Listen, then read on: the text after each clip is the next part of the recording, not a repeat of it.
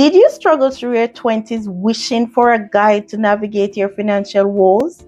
Well, consider me your time travel companion. Today, I'll be taking through my own financial ups and downs, exposing the blunders and the missteps I've made in my younger years. But fear not, because amidst the laughter and the lesson, there lies the treasures of hindsight wisdom waiting to be unlocked. So join me as I transform my past mistakes into my future financial brilliance, ready to dive into the enlightening realm of my biggest money mistakes I've made in my 20s. Trust me, your wallet will thank you later.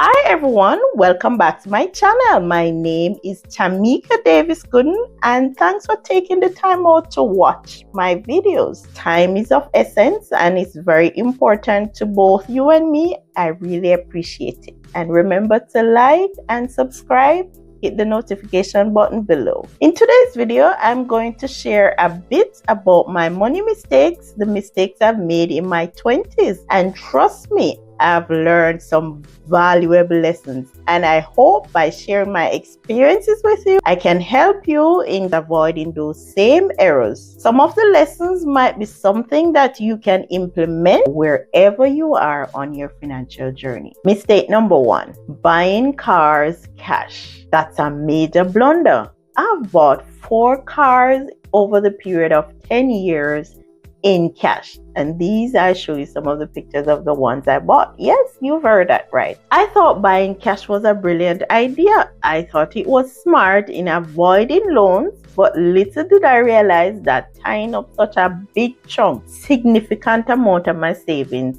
in depreciating assets wasn't the smartest move. So picture this in my 20s, thinking that I'm a baller. What do? I buy cars. Number 1, I bought the first car. Didn't suit me. Then as soon as they're giving problems, and these cars weren't new, I couldn't deal with the problems, so I sold that car to get another used car. Yes, used cars, and they had all sort of issues. They had transmission issues, gearbox issues, starter issues, radiator issues, you name them. I've had them all, and I was at the mechanic day in, day out. I even repainted cars, changed the color of the cars. Yep, I swear I was a car enthusiast. It turns out I was just a parking VIP because I lived at the mechanic. Buying cars cash, I thought, was a symbol of success, but it turned out to be a huge drain on my finances. Instead of investing that money, I watched it depreciate, and each time when I sold a car, it was always much less than what I bought it for. I've never earned any money on selling a car. So the lesson from this is, think carefully of your financial goals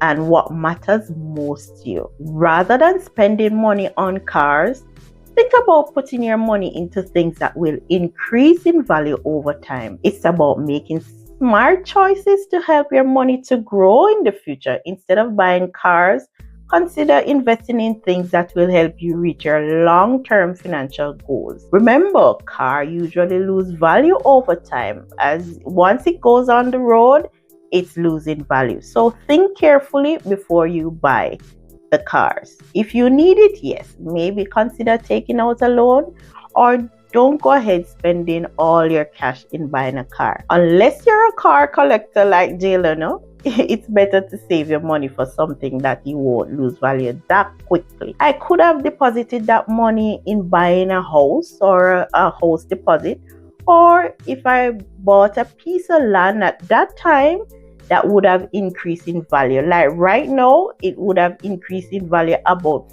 4 times more. At this time, I don't even know where those cars are. So invest or buy smart. Mistake number 2, not prioritizing my emergency fund. Yet, reflecting on my experience, neglecting my emergency fund was a significant mistake. Life unpredictability taught me a tough lesson. When I faced unexpected financial setback without a safety net, life is hard when you're not financially prepared, and this can cause so much stress and make you vulnerable. These funds act as a lifeline, offering security during unexpected hardship. Anything can happen in life. Any emergency can come up. Do you have that emergency fund to last at least 2 to 3 months? At least. Or you can aim to save at least 3 to 6 months worth of living expenses in easily accessible accounts. So you don't want that money to be tied up in an account that you can have access to. Because remember, it's called emergency fund. You can pull on that money at any point in time. Remember, being financially prepared is the key to weathering life's surprises. It diminishes your stress and it will save your life. Trust me, been there, done that. So let's move on to mistake number 3. I delayed investing, which was a big mistake. The concept of compounding interest is incredibly powerful, and procrastination only leads to missed opportunities for significant long-term wealth accumulation. I fooled myself into thinking I had plenty of time, but the truth is, every year matters in the realm of compound interest. By waiting, I miss out on potential gains that could have been accumulating. So the younger you are, the more years you have, the earlier you should start investing. So start investing early, even if it's a small amount. Time is the ally in the world of investment.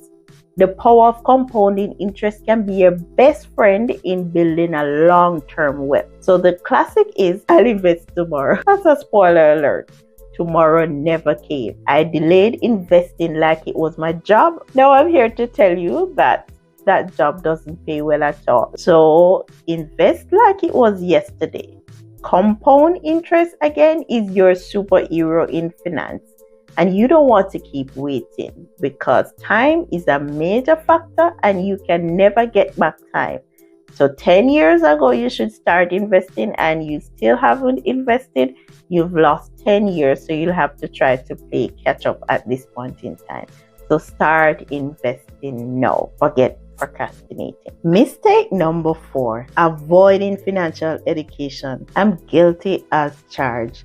I avoided deep diving into financial education. Ignorance isn't bliss when it comes to money matters. It's like a plague. I thought I could figure it out on the fly. Another spoiler alert. It doesn't work that way. I thought financial education was reading my bank statement once a month, but surprise, that's not a degree in finance. So the lesson learned is educate yourself about finances. The more you know, the better decision you can make. Financial knowledge is power, and it's way cooler than understanding your tax return. Mistake number 5, relying solely on one source of income is a risky move. Life is unpredictable, and diversifying your income stream is having a financial safety net. This one is close to home. I relied solely on one source of income, thinking that it was stable. When that source of income dried up, I was left scrambling. Living that one income life was my jam. I used to enjoy living off just one income, feeling like I was on top of the world. However, relying solely on that one source of income eventually left me feeling as empty as a solo cup at a party. And here's the twist. Solo cup don't offer any financial security. The lesson for this one is you have to explore side hustles or investments to supplement your income. It adds a layer of security and it can open up opportunities for you. If you diversify your income and have multiple streams of income, you feel more stable, and it's a protection against unexpected setbacks. Because again, anything can happen, any emergency can happen, you can lose your job. What do? One source of income these days is not even enough. So you have to have something else as a backup to keep you going, to have enough money to cover your expenses. Don't put your eggs in one basket. Don't put all your eggs in one paycheck. Diversify your income like it's a financial potluck. In these days, it's a must. You have to try to find another source of income in case, or prepare yourself before the occurrences. You don't want to wait until anything happens, then you look in another source of income.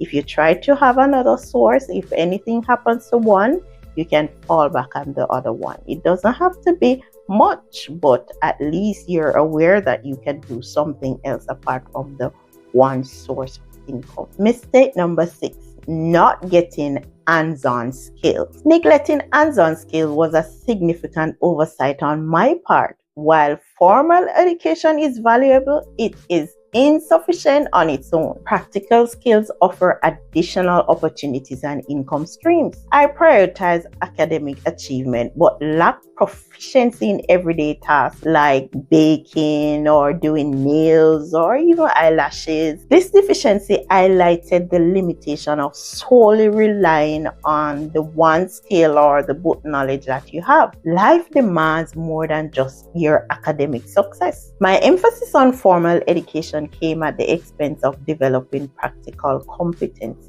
At one point, I was struggling and I was out of a job because of my one skill that I had that was not transferable in other job markets, and it wasn't as versatile and as adaptable as I would like it to be. So the lesson here is allocate time to cultivate practical everyday skills, as these skills boost your chances in landing a job and may even pave the way for entrepreneurial endeavors or side hustle.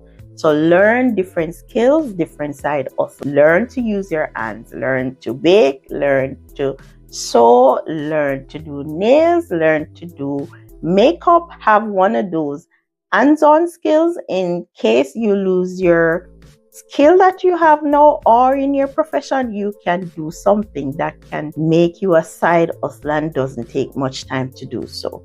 So you can integrate your formal education with hands-on expertise to augment your skill set. This fusion enhances your adaptability and fortify your resilience in navigating your career and your financial path. And I'm telling you this because it happened to me, and after it happened, I had to adapt and learn a new skill.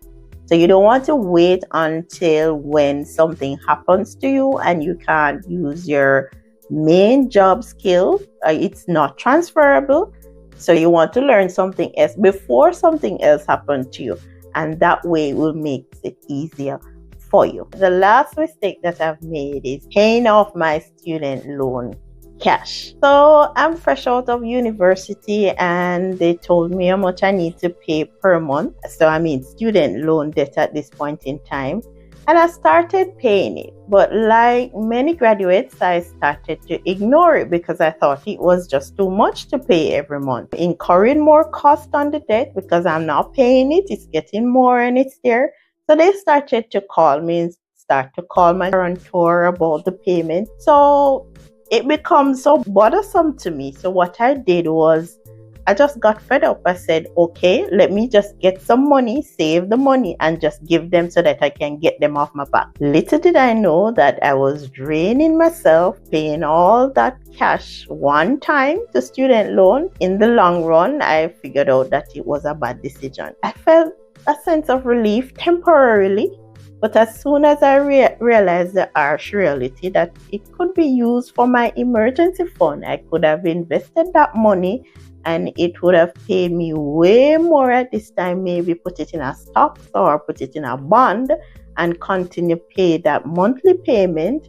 I would have been far off better right now in terms of my earning than to just take that money to student loan and not getting back anything from that amount of cash at this point in time. So here's the thing, paying off debt is crucial, but not at the expense of your financial security. I learned the hard way, and there's a delicate balance in paying your debt and having a solid financial foundation.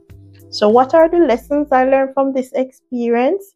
is to prioritize in building these funds, prioritize in investing, not prioritize in being debt free, because you can have good debt and bad debt. And while you're paying off your debt, you can start to earn money on your money if you have that amount of cash. And then the other thing that I could have done, I could explore other payment opportunities. Maybe I could have gone to another bank, get another repayment option, and refinance that loan. And it will help in the lowering the monthly payment. Or what I should have done was to seek professional financial advice, because maybe they would have told me not to pay it off all at once, but invest that money. So we can seek financial help, but ask somebody when you're not sure of what to do, because maybe if I had done that, I wouldn't have paid that amount of cash at once and paying off all that debt. They could have shed some light in me managing that student loan debt better, because it wasn't that significant anyway. So there you have it. I gave you some of my biggest money mistakes. I've made some others, but these are the biggest ones, the ones I've made in my 20s leading up to my 30s. I've learned invaluable lessons along the way. But remember, financial literacy, as I've learned, is a journey. The earlier you start, the better for you. And we're all in this together. And if you've liked what I've shared, I want you to go ahead and like and subscribe. Stay tuned for more videos. You can make a comment in the comment section below if there's anything that you want me to share. If you hear anything that I could talk more on, or what lessons have you learned from the few that I've given here today. Also, if you want to share some of your financial mistakes that you have made, maybe your mistakes are different from mine, but we've all made those mistakes in our earlier days. Stay tuned for more tips, and that's it for today. Bye. See you in the next video.